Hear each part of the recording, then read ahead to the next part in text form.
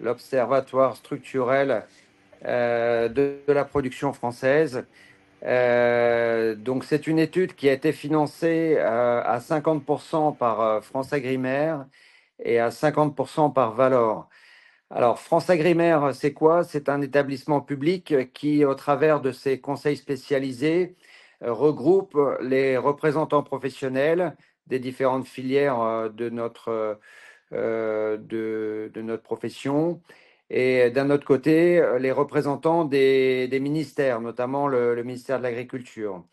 Alors, côté FranceAgriMer, cette étude a été pilotée par Salomé Sengel et également Nolan et Riwal Puget, et sous la responsabilité de Sonia Steamer, et je les en remercie tous les trois.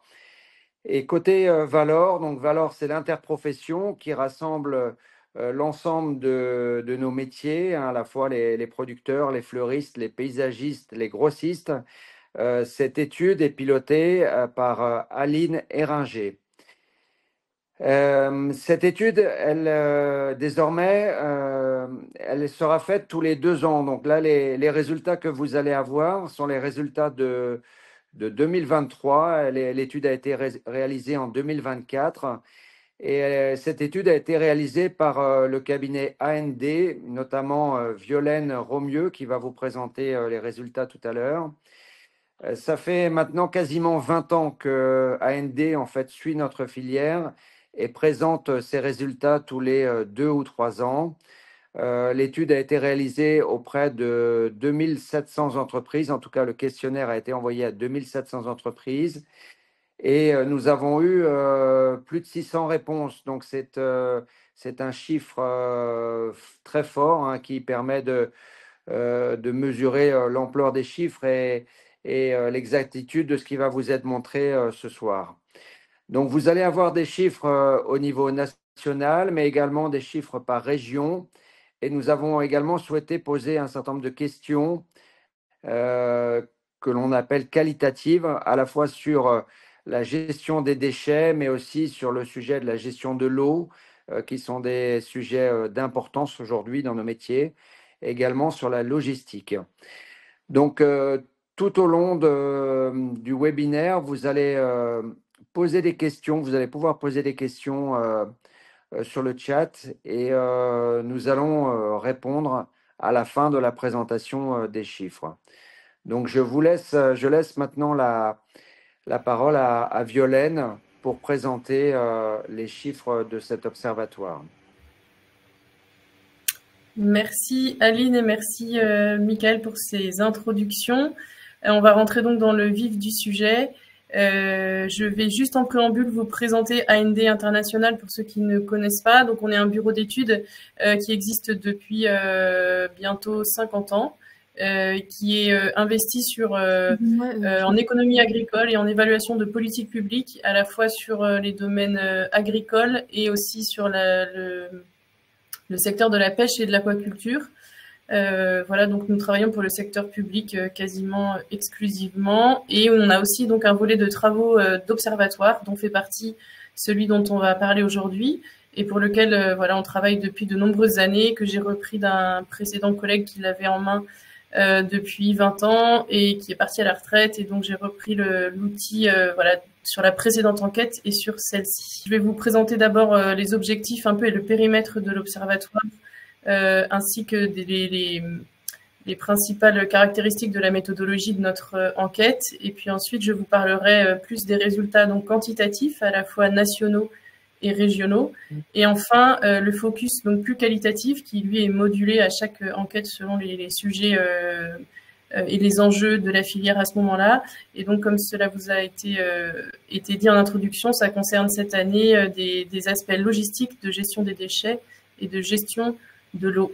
Donc, tout d'abord, quels sont les objectifs de cet observatoire? Donc, cet observatoire, il fournit des données quantitatives qui permettent de caractériser les exploitations horticoles et pépinières professionnelles, donc il donne des caractéristiques économiques. Il informe aussi dans le temps sur l'évolution des moyens de production, et de la productivité. On a des données de surface et des données d'effectifs notamment. Sur les objectifs, oui, enfin, il y a un volet vraiment sur le marché avec les gammes commercialisées, les types de clients, les segments stratégiques et la répartition des commercialisations par zone géographique. Voilà. Et en dernier lieu, eh bien, ces éléments plus qualitatifs dont on a parlé. Pour ce qui est du périmètre de l'observatoire, et c'est un point très important à avoir en tête avant de rentrer dans les chiffres, c'est important vraiment de comprendre ce que l'observatoire couvre et ce qu'il ne couvre pas. Donc, l'observatoire a une approche marché, qui est vraiment ciblée marché et pas ciblée production. Et il fournit des données qui n'existent pas par ailleurs dans la statistique publique, et en particulier sur l'aspect des débouchés commerciaux et sur les enjeux de la filière. Et il cible vraiment les entreprises de production et de commercialisation qui sont qualifiées de professionnelles. Donc, c'est-à-dire qu'on entend dans le cadre de l'observatoire par professionnels les entreprises qui dégagent un chiffre d'affaires en vente de végétaux d'ornement qui permettent de rémunérer au moins un demi-ETP, donc environ 15 000 euros. Donc ça, c'est pour la cible des entreprises qui sont ciblées. Et ça explique notamment pourquoi dans le recensement agricole, on a fait des comparaisons avec le recensement agricole qui, lui, cible vraiment un comptage exhaustif de toutes les exploitations agricoles, donc même celles avec des seuils qui sont très bas en termes de surface, pour une approche qui est plus production là pour le coup. Donc c'est pour ça que notre observatoire, donc, il cible environ 2700 entreprises. Vous verrez que si vous comparez avec les chiffres du recensement agricole, il y a beaucoup plus d'entreprises qui sont comptabilisées. Néanmoins, quand on fait un rapprochement par surface, on a pu observer que l'observatoire couvrait en moyenne 91% des surfaces qui sont comptabilisées dans le recensement agricole, ce qui montre bien sa robustesse. Et donc, ce que l'observatoire ne couvre pas, en revanche, ce sont, comme je viens de l'expliquer, les très petites structures et celles qui, en fait, ne financent pas un revenu minimal et qui, donc, échappent un peu à cette logique de marché. Ça ne couvre pas non plus tout ce qui est atelier secondaire minoritaire dans les entreprises. Et enfin, ça ne couvre pas non plus les structures dites non économiques, c'est-à-dire tout ce qui est ESAT, lycée agricole et autres types de structures comme celle-là. Donc la méthodologie de l'enquête, donc elle est assez basique. On fait une enquête, donc on est sur un pas de temps de 2 ans, comme on vous l'a dit. Donc la dernière enquête datait des données de 2021. Donc là, on va vous présenter des données de 2023. C'est une enquête exhaustive à l'échelle nationale qui nécessite donc à chaque fois des travaux de mise à jour des listes à chaque nouvelle enquête, sachant que là, pour cette enquête-là, il y a eu des travaux d'une ampleur très importante au niveau de la mise à jour des listes, mais je reviendrai sur ce point plus tard. Et donc là, on a envoyé des questionnaires à près de 2700 entreprises de production. Donc, les données collectées reposent bien sur du déclaratif. Il n'y a pas d'analyse des comptes des entreprises, par exemple. Et puis ensuite, il y a ce focus qualitatif aussi que l'on traite et qu'on analyse. Et enfin, pour consolider nos travaux et pour les éclairer aussi et les enrichir, on fait des entretiens qualitatifs, voilà, auprès d'opérateurs ciblés dans différentes filières pour confronter un peu nos résultats avant et après les estimations et nous assurer que tout ce que l'on produit correspond bien à la réalité de terrain. Donc, on peut rentrer maintenant dans les résultats donc quantitatifs. Donc, tout d'abord au niveau national, avec ici une première slide qui évoque les structures de production, donc les entreprises enquêtées, et qui vous montre une courbe sur longue période des entreprises professionnelles actives donc dans l'observatoire. Vous pourrez remarquer qu'il y a deux niveaux de courbes sur les années 2021 et 2023, une plutôt bleutée et une courbe verte. Cela correspond à une actualisation, à un ajustement méthodologique qui a été arbitré cette année et qui consiste en la chose suivante, c'est que jusque-là, on interrogeait des structures type coopératives ou groupement de commercialisation, donc qui couvre plusieurs entreprises de production derrière. Et en fait, jusqu'à présent, on comptait pour une coopérative, parce qu'elle s'était inscrit de cette manière-là dans notre base de données. Et désormais, on compte plutôt les entreprises couvertes, ce qui est plus juste, mais qui a généré un petit décrochage de la courbe, puisque ces données, cet ajustement méthodologique a été rétropolé sur 2021, mais pas sur les années précédentes. Donc ça explique que c'est pas qu'il y a eu entre 2019 et 2021 une augmentation des entreprises actives, mais c'est lié à cet ajustement méthodologique. Et pour vous montrer la réalité de l'évolution, si on n'avait pas fait cet ajustement de méthode, on a mis les chiffres en bleu là en dessous pour montrer que donc on est dans une continuité de la tendance globale. Et donc on a un rythme moyen annuel de disparition d'entreprises qui a toujours été entre 4,5 et 5% sur la période jusqu'en 2021.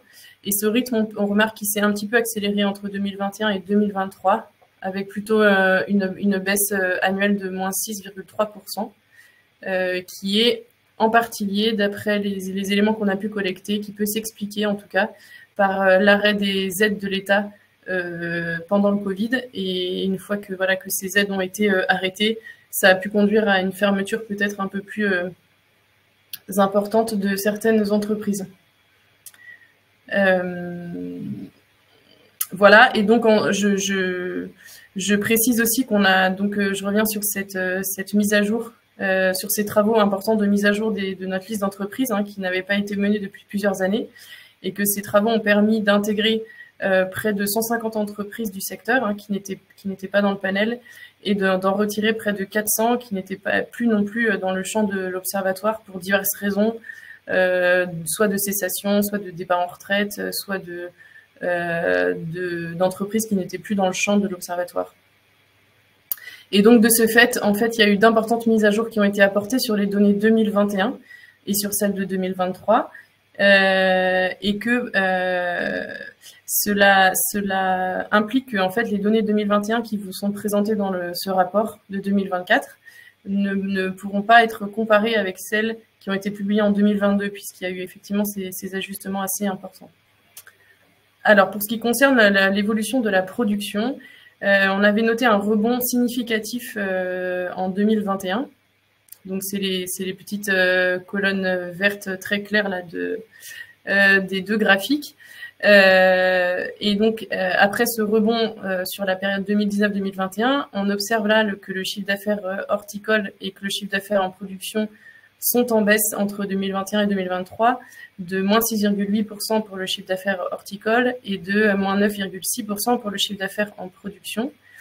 Je précise que la différence entre ce que nous on appelle le chiffre d'affaires horticole et le chiffre d'affaires en production, ce qui fait la différence entre les deux, c'est la part de négoce.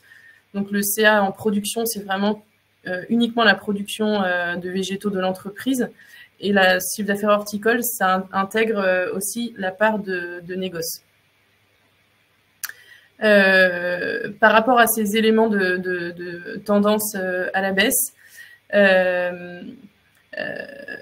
on a une tendance baissière globale qui a été confirmée par nos échanges avec des producteurs.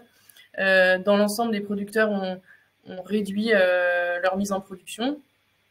Ils ont davantage opté pour le négoce ou pour une diversification de leurs activités. Le négoce semble s'imposer de plus en plus comme une variable d'ajustement pour les producteurs. Et qu'en fait, ça explique aussi, c'est une baisse aussi qui est liée à l'année 2021 qui, elle, avait été qualifiée d'exceptionnelle en termes de vente. Voilà, on nous a également indiqué une forte inflation sur les pots et sur les intrants qui ont engendré des hausses de prix et dans certains cas la perte de clients. Enfin, ce qu'on peut retenir sur cette période, c'est qu'en 2021, il y a eu vraiment une explosion des ventes avec le confinement. Les stocks ont été vendus, il y a eu un retour au négoce qui s'est un peu renforcé. Qu'en 2022, il y a eu une baisse assez drastique de la demande et une forte sécheresse qui ont fait de cette année une année plutôt mauvaise. En 2023, la situation s'améliore mais ne se rétablit pas totalement. Et voilà, il y a encore une frilosité des producteurs. Voilà, et puis sinon sur les autres chiffres, donc le secteur a perdu près de 400 entreprises et 3530 emplois en 2 ans. Voilà, et le chiffre d'affaires horticole moyen, lui, a augmenté de près de 7%, hein, qui illustre un effet de concentration de la production, et des surfaces qui sont en baisse de près de 11%. Donc toujours sur les surfaces, hein, la réduction globale des surfaces en production entre 2021 et 2023, elle s'élève à environ 2000 hectares, hein, soit environ 5% par an. On observe un recul des surfaces en pleine terre de 16,4% et une baisse plus légère des surfaces couvertes en serre de moins 0,8% et en tunnel de moins 11%. Il y a également un point sur les surfaces couvertes à propos des surfaces chauffées qui a été introduit déjà il y a 2 ans. Donc c'est la deuxième fois qu'on interroge sur ce point-là. Dans cette enquête-là, la plus récente, celle de l'année dernière, on a observé 46% des surfaces couvertes des répondants qui étaient chauffées, contre 59% en 2021. Et donc par extrapolation sur l'ensemble des surfaces couvertes, on estime à environ 730 hectares la surface de serre chauffée. Donc ça représente une baisse de 20% entre 2021 et 2023. Alors concernant ici la répartition du chiffre d'affaires par famille de végétaux, donc en 2023 on a une répartition, on a une gamme qui reste globalement stable et diversifiée par rapport à 2021. On observe une baisse sur les plantes en pot et sur les plantes à massif, qui, elle, est liée à l'évolution conjoncturelle. Il y a donc cette année 2021 qui était particulièrement bonne, ainsi qu'à l'évolution structurelle du secteur, hein, c'est ce qu'on nous a rapporté. Et à l'inverse, on observe des hausses significatives dans le secteur des jeunes plants, notamment en lien avec des opérateurs qui reconstituent leur stock après les années de confinement pendant lesquelles la demande s'était accrue. Donc on observe globalement que le secteur de la pépinière a subi des évolutions plus contrastées et que globalement c'est un secteur qui s'est mieux porté que le secteur de l'horticulture. Voilà, la pépinière ornementale, elle affiche une baisse de moins 3,3% sur 2 ans, qui est en lien avec une baisse observée sur les arbres et les rosiers. Et les autres segments, quant à eux, affichent plutôt des progressions de chiffre d'affaires. Alors, pour ce qui est des débouchés par circuit, on a des évolutions qui montrent de nettes disparités entre les segments qui ont été plus ou moins affectés par la crise sanitaire. On a des ventes au détail qui restent vraiment le premier débouché, avec près d'un quart du chiffre d'affaires horticole. Et ensuite, on observe des progressions pour les entreprises du paysage et pour les grossistes, avec plus 7% pour les entreprises du paysage et plus 4,3% pour les grossistes. Et à l'inverse, on a un recul sur les segments des fleuristes, moins 15%, des jardineries aussi, là aussi près de moins 15%, sur le marché du détail, moins 10%, et sur les GMS. Donc globalement, le marché, c'est le marché de la distribution, hein, qui souffre le plus, notamment les jardineries, qui souffrent davantage que les GMS et que les GSB, les grandes surfaces de bricolage. Le marché du paysage, lui, quant à lui, est donc plus porteur, hein. Il intègre souvent en fait un volet de services qui permet aux entreprises de s'en sortir un peu mieux. Et c'est un secteur aussi où la demande est plus soutenue. Alors sur les débouchés par zone géographique, on a une répartition qui est assez stable entre 2021 et 2023, comme vous pouvez le voir sur les colonnes 3 et 4 du tableau. Les ventes régionales, c'est-à-dire vraiment dans un rayon local ou régional, jusqu'à 200 km, elles représentent les 2/3 du CA. Voilà, avec une petite peut-être prudence à mettre, parce qu'il peut y avoir un effet de distorsion possible sur les ventes à des structures commerciales collectives expéditrices, qui peut-être masquent une partie de vente un peu plus lointaine. Et pour ce qui est des ventes à l'exportation, intra et extra-européenne, elles restent stables, autour de 6% du chiffre d'affaires horticole. Alors ici, on a les évolutions par groupe typologique, c'est-à-dire par groupe de producteurs qui vendent dans les mêmes marchés, c'est-à-dire qui vendent, par exemple, les producteurs détaillants, ça va être vraiment les producteurs qui vendent la majorité de leur production aux détaillants. Et donc, on a ainsi plusieurs groupes typologiques avec donc les producteurs détaillants qui restent à la première place, mais qui sont toujours dans une baisse progressive depuis 2019. Ils passent là de 59% en 2021 en nombre d'entreprises à 52% en 2023. Et dans les ventes, leur poids est près de 25% du chiffre d'affaires. On a les producteurs qui vendent à des entreprises du paysage ou des collectivités qui elles, sont plutôt en progression et qui augmentent plutôt leur poids dans le chiffre d'affaires global, avec plus 7 points. On a la part des grossistes et de la distribution spécialisée qui augmente aussi de 6 et 2 points respectivement. Et enfin, un recours au négoce qui est supérieur à la moyenne pour les secteurs des détaillants et des paysages collectivités, qui sont dans une logique de gamme, donc pour avoir des gammes complètes et larges, et pour les secteurs de la GMS aussi et de la GSB, où là, il y a une logique plus de volume. Alors, pour la partie des données régionales, donc ce tableau vous montre les données principales en termes de nombre d'entreprises, d'évolution et de chiffre d'affaires. Ce qu'on peut retenir et noter, c'est que donc, toutes les régions, en termes de nombre d'exploitations, sont en recul. On a 4 régions qui concentrent plus de la moitié des exploitations, qui sont PACA, Auvergne-Rhône-Alpes, Nouvelle-Aquitaine et Occitanie. Et en matière de chiffre d'affaires, la moitié du chiffre d'affaires est concentrée dans 3 régions, qui sont Pays de la Loire, Auvergne-Rhône-Alpes et Nouvelle-Aquitaine. Et qu'avec PACA, ce taux atteint 58% du chiffre d'affaires horticole total. Voilà, et on peut aussi noter que sur la partie des chiffres d'affaires régionaux, qu'entre 2021 et 2023, le chiffre d'affaires horticole a baissé dans toutes les régions, sauf en Grand Est, où il a progressé de 18%, en Normandie, où il a progressé de 3,4%, et en Occitanie, où il y a une légère progression de 0,6%. Donc, j'en ai terminé pour les parties quantitatives. Donc, maintenant, je viens sur le volet plus des données qualitatives, avec donc d'abord un focus sur des questions logistiques. Donc, pour toutes ces questions qualitatives, vous avez à chaque fois le nombre de répondants à la question, ce qui vous permet d'estimer, enfin voilà, ce qui donne un certain poids plus ou moins important à la valeur à donner à ces réponses.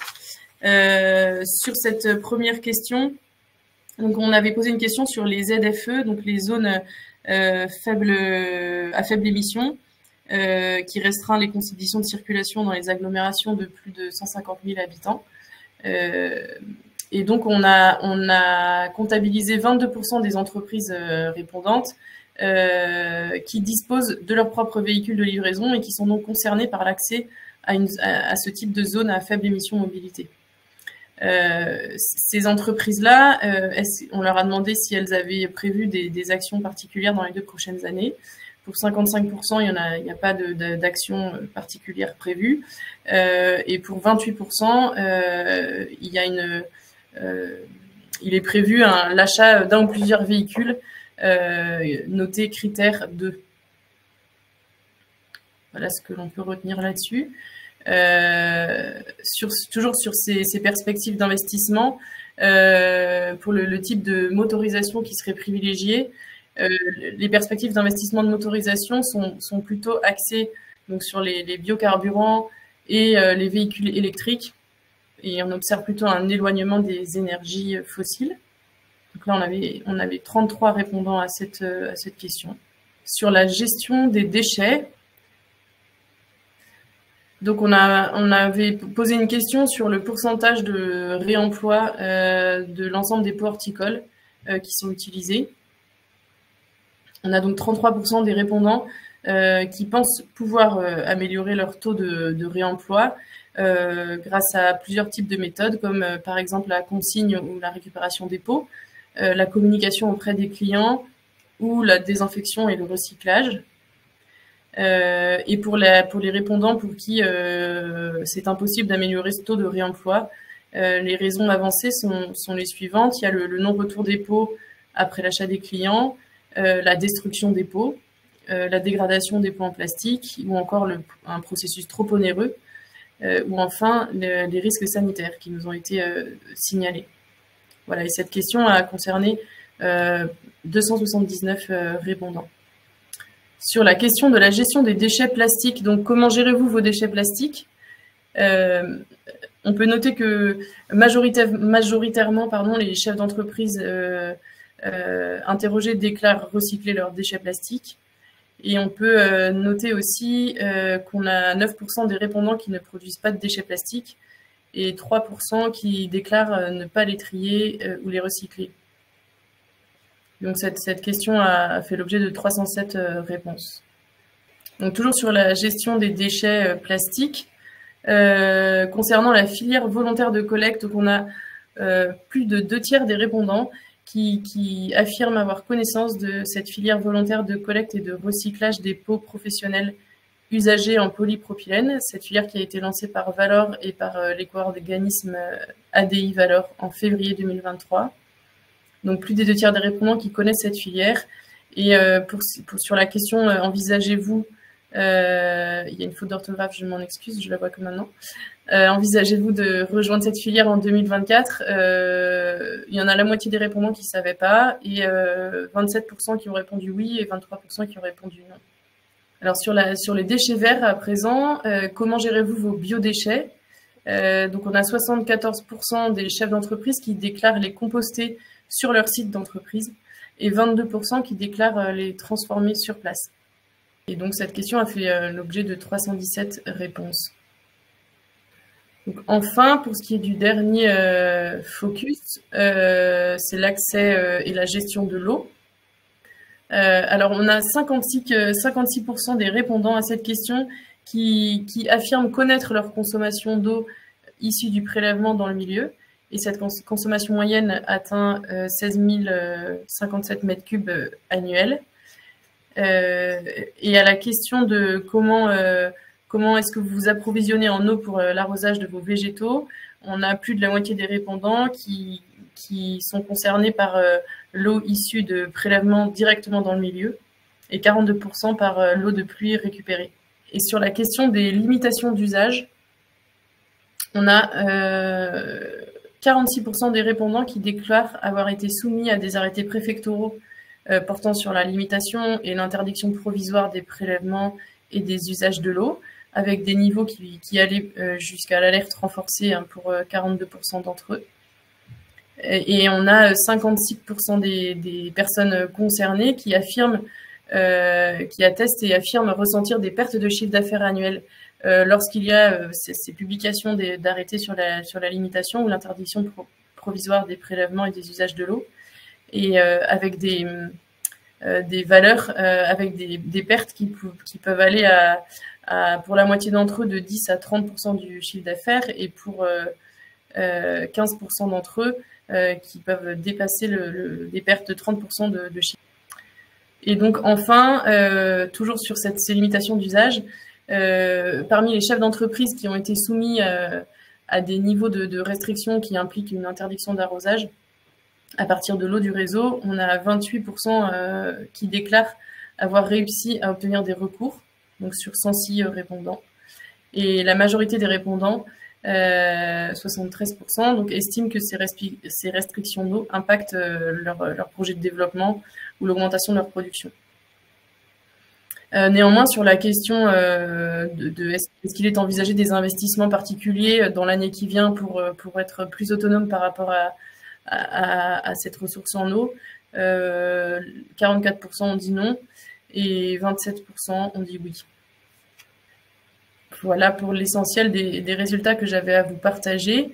Il y a une dernière slide de conclusion qui reprend l'essentiel des chiffres clés qui vont être disponibles sur l'infographie qui va être publiée, qui reprend les données de surface, d'emploi, de chiffre d'affaires et de nombre d'entreprises avec l'évolution entre 2021 et 2023 et qui reprend les 4 premières régions en termes de part dans le chiffre d'affaires et l'évolution aussi par rapport à 2021.